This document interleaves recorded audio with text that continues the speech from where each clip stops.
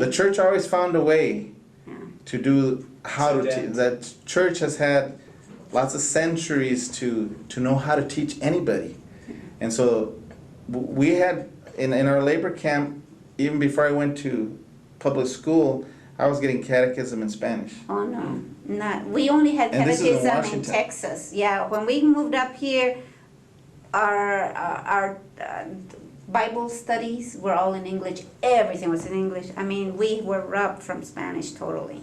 That's the experience we had. No. Not until we got to Oregon. Then we found out, God, there's more people that speak Spanish in this place. But if you wanted to go to Spanish mass, you had to go like at 7 a.m. You know.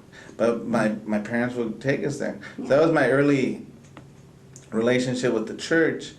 And then later on, as I got older, the mass was still said in Latin back then, so I became an altar boy, and I learned Latin just to do the church. Mm-hmm. But beyond that, the church was kind of apolitical. It served the spiritual needs of the people, but very little in the way. And then later on, in the way of improving the Mexican communities. The culture. Or Later on, though, there economic. was a family in my hometown, the Ibarras, and they had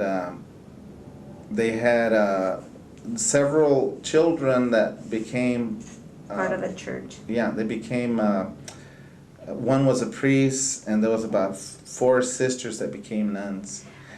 I think part of that also was that there was a lot of